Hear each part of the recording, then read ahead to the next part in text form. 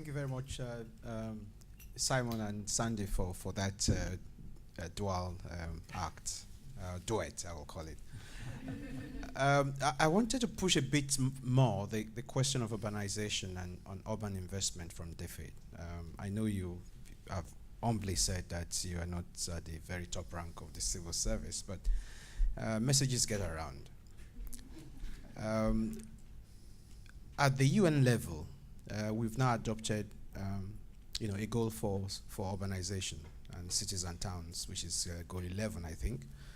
And water is also a critical part of that. UN Habitat happens to be the arrowhead for this process. And since the Tory government came in 2005 or thereabout, we kind of ran that organization down. We came out with the review of multilateral investments, and that organization was put down. We pulled out of the board, and along with us, several European donors also pulled out of the board. As we speak, the board of UN Habitat is controlled by the Spanish-speaking countries.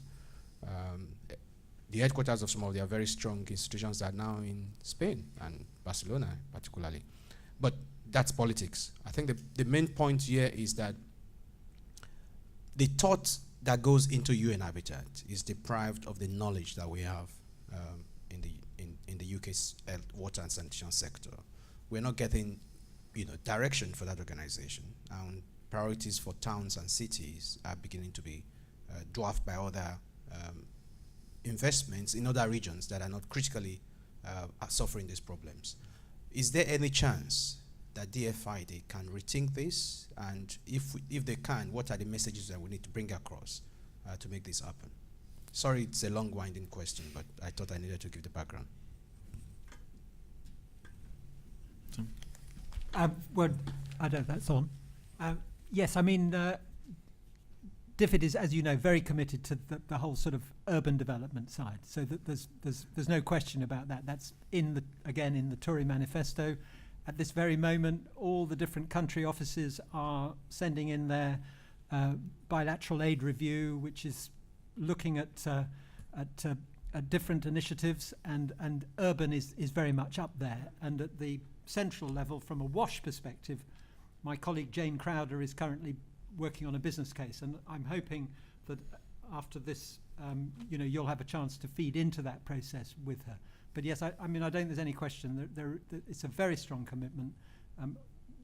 What comes out of the different country offices will be quite interesting. I'm reviewing 5 of them, or should be reviewing 5 of them if I wasn't sitting here, to sort of see what's in there. So otherwise I'd have been able to say to you, well, that's coming out of this country or whatever. But yeah, and we'll make that conversation happen afterwards. Okay, thanks. Anybody else like to ask a question to the panel? We've only got 3 more slots left.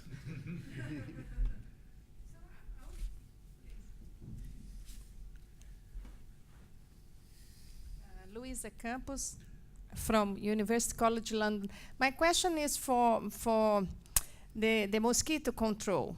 I have seen that there are lots of control measures, and I wonder if there is any research in making an advancement in vaccines, because I come from Brazil, is a huge problem of dengue, and where I come from, we have urban places with water and sanitation provision, but as you said, still the clean water, if you want a lake or as an amenity, we cannot have it because of the development of the mosquito. So would not be the case to put more money and invest in vaccines rather than management, educational? I don't know, it's just one question I would like to know. Thank you. Thank you very much. Yes, vaccines, yes. Yes. Well, unfortunately, some of these diseases do not currently have vaccines. There are active programs of vaccine development, certainly for dengue, and of course we now do have a first vaccine for malaria. But certainly the malaria, the Glaxo vaccine is not a complete solution by any means, and only gives a certain percentage protection. And the dengue vaccines are still some way off and may not, come through. So yes, those could be very important. Of course, if you take that very same mosquito, the Aedes aegypti, the principal vector of dengue, which I know is a major problem in Brazil particularly, that is also the vector of yellow fever, and there is a very effective yellow fever vaccine, and that's the principal method to contain that disease. So if we were to have such vaccines for all of the diseases transmitted, then that would be absolutely marvellous, but there'll be some time coming. We've got to do something until then. Yeah. Something you want to add? Just it's worth adding, part of the difficulty is that dengue hemorrhagic fever is the result of an interaction between parts of your immune system dealing with one strain and another strain, so that it's the immune system which the vaccination seeks to support is exactly what causes the problem, so that it's a particularly tricky case to develop a vaccine in this case. On the other hand, in Brazil is an interesting example of the struggle against Aedes aegypti, because if I'm not mistaken, in the early 1960s, Brazil managed to eradicate not only dengue, but Aedes aegypti from the whole country. It came back, but it's a shame that whatever it was, political resolution or whatever made it possible in 1962 is not available now. There are strong links with water supply, and particularly constant in-house water supply, because preferentially the Aedes mosquito breeds in water storage vessels, actually lays its eggs on the side of the vessel, and then when you fill it up, the larvae, the eggs rather, float off onto the water. And studies looking for larvae in residential environments find them more often in water storage vessels than in any other kind. So that, and there is at least anecdotal evidence, I don't know of any published, but anecdotal good evidence that when you provide constant water supply, people no longer need those storage vessels, and that does away to some extent with the Aedes mosquito. Okay, thanks. I saw a hand go up over there. Just Simon Bibby, you mentioned Nepal and the ideal of having piped water into every house, presumably safe drinking piped water. Well, if you look at, for instance, sub-Saharan Africa, when realistically could this happen? And if it can't happen realistically, couldn't we be doing something else in the meantime? I agree. Okay, one last question.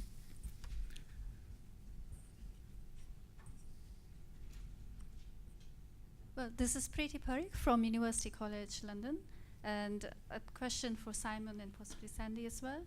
So going back to your very valid point of the lack of investment in water sanitation, in DFID, and possibly other organizations, it sounds like this is a case where we need to engage with economists and think about a very strong business case for water sanitation.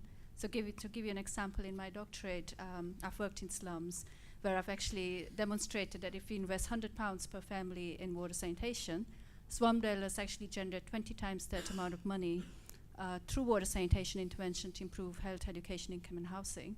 So they spend, say, 20 times that amount in improving the housing stock and buying goods, and hence, as consumers and citizens. I wanted your insights on how we can better engage with economists to make up a case for investing in water sanitation, which I think is so obvious.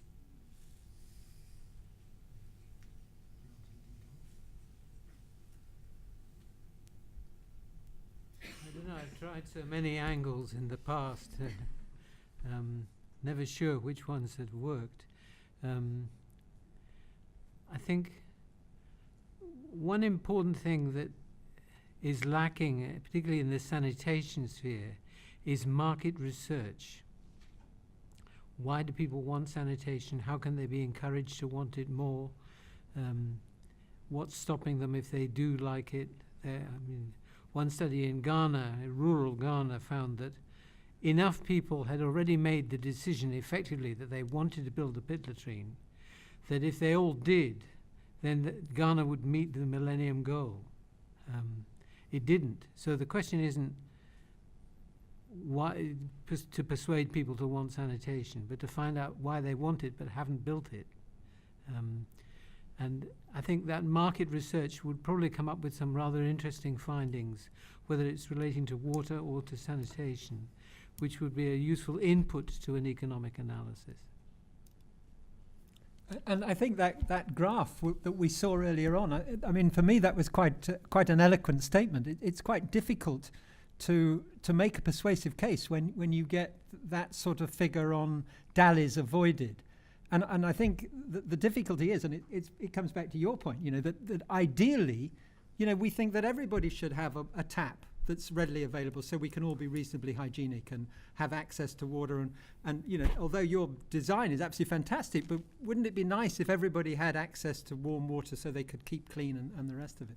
But the fact is that we're making obviously difficult choices with limited amounts of money, and economists, I think, will always be able to sort of slightly nudge things around a bit to fit the current political priorities and things like that. And, we had our scientific advisor, Chris Whitty, at an infrastructure meeting this week saying, this is a great time to persuade people. And in fact, you must have been there listening, because he said the same thing. You need to produce a really persuasive business case which takes on board some of the awful things that have happened, the Ebola catastrophe, etc., to really make a persuasive case. So I think you're right. I think trying to persuade, it's not just the economists really. It's also to get the political commitment, and that's something that obviously I should be doing better than I am, basically. Thank you. But as I said, I do have limited evidence from the slum setting, which I'm happy to share if you're interested. Okay. Thank you. Is there one final burning question that can't be asked any other time?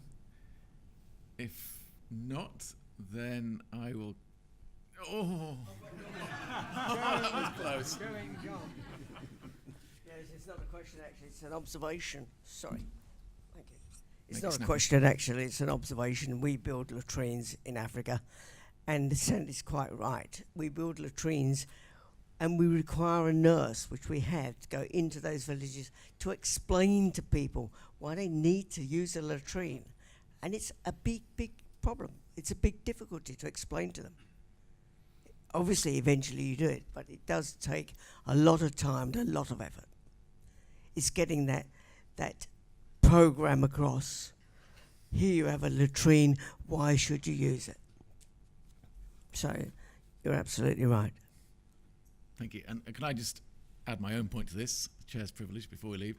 I think this points to us being a need to be more transdisciplinary. This is involving community members, stakeholders from all levels of society, civic, political, etc., in engaging with some of the major challenges, because at every point there's a risk that things will go wrong if we haven't thought beyond that particular challenge and who is going to be brought into it at some point in the future. The future is uncertain. We must work together. And on that, I'd like to thank the panel members and the speakers for their excellent contributions this morning, and to the audience for taking part in this panel discussion. Thank you very much.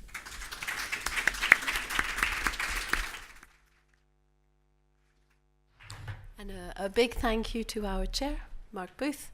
It is time for lunch.